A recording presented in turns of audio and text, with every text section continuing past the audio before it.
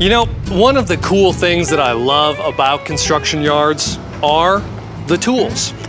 There are all different sizes of tools.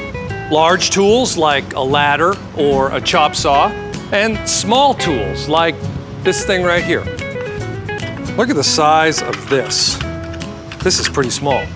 It's actually a screwdriver, and it's a very small screwdriver that's designed to put in very small screws. There are other small tools as well. Let's say we look at this one here, a coping saw. This is a saw used to cut intricate detail into wood. How about these? You know what these are? It's a pair of pliers. You use these to grab onto something to pull them out. Well, let's see. Not all the tools in the construction yard are small tools. Some are medium tools. Look at this one here. This one's really cool. This one's used to hang sheetrock inside your house. And what it does is it drills a screw into a piece of wood. So all you do is you take this gun, you have this trigger right here, you push it up against a piece of wood or up against the sheetrock, you push the trigger, and just like that, it drives a screw into the 2x4 and holds the sheetrock up against the wood, and now you have a really cool inside of your house. So that's a cool medium-sized tool. Let's look at this one here. This is one of my favorites. Now, in the past, when you needed to get two things to stick together, you would often use nails and one of these. This is called a hammer. Exactly. You'd take a nail and you would hold it and you would pound on it with the hammer to get two pieces of wood like this to stick together. Well, luckily, today we have something that goes a little bit faster and doesn't take quite as much energy as hammering with a hammer. And it's called a nail gun. Now, a nail gun is something that only an adult should use because it has a lot of power. So let me put my glasses on here. Let me take these two pieces of wood and let me show you how this works. There's a trigger on here and it's loaded up with nails. And just by taking two pieces of wood, see these two are not stuck together? I put them together like I want them to be, and by taking the nail gun and pushing this trigger, just like that, I drove two nails into the wood. And now look, there is no way that I can pull those two boards apart. Man, that's pretty cool, isn't it? I didn't have to use all that energy hammering it with a hammer. So those are examples of medium tools. Oh, let me show you some larger tools. This is called a chop saw. Take a look at this here. You know what this is? This is called a 2x4. And it's one of the most common things that people build things out of. Now in the past, if I wanted to take this 2x4, which is very hard and dense, and I wanted to cut it down into 3 pieces, you know what I would have to do? I'd have to take a handsaw. And I would have to mark where I wanted to cut it, go back and forth, and saw.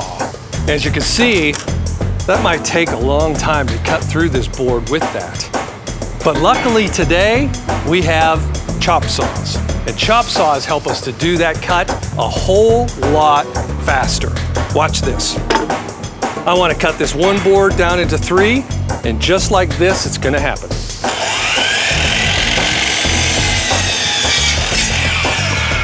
One cut, and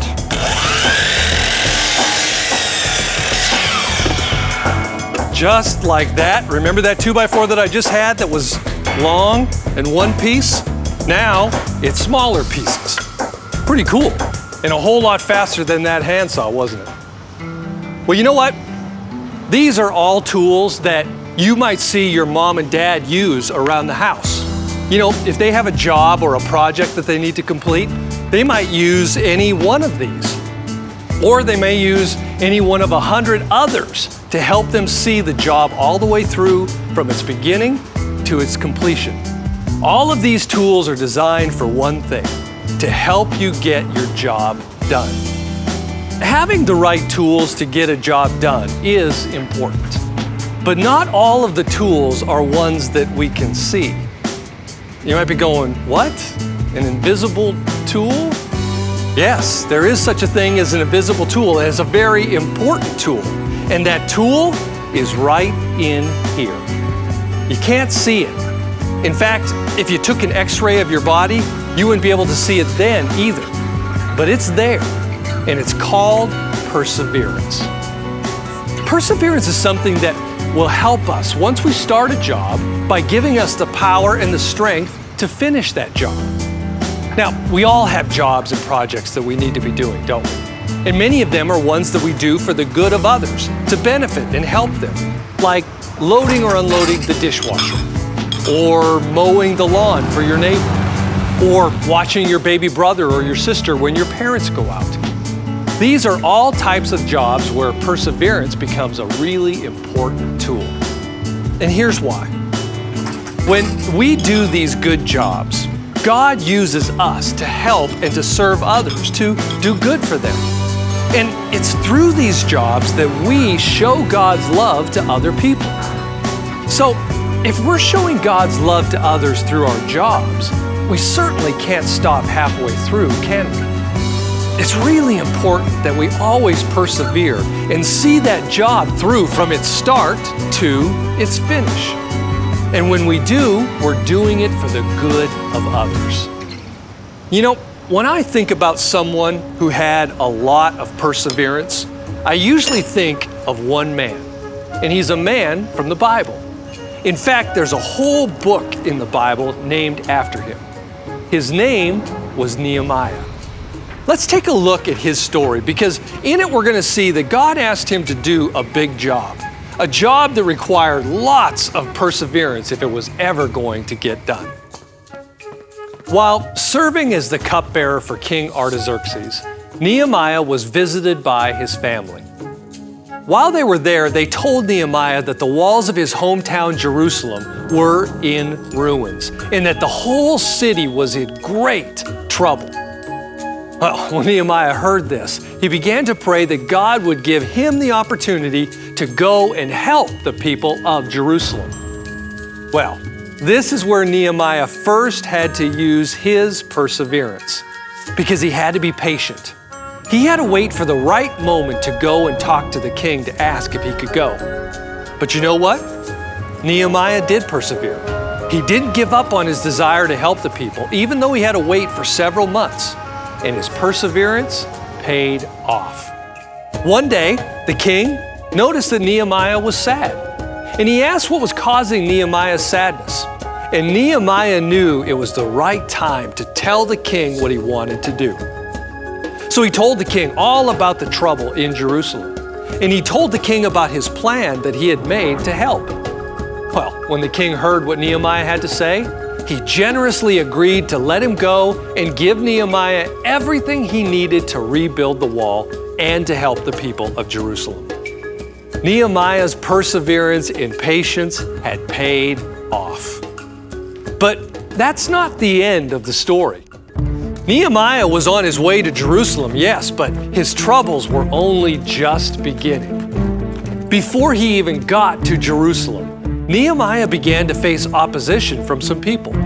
They began to taunt him, and they began to suggest that what he was doing was wrong. But you know what? Nehemiah wouldn't listen. He knew that he was doing a good thing by helping the people of Jerusalem, and he wasn't going to give up. He was going to persevere and start rebuilding the wall.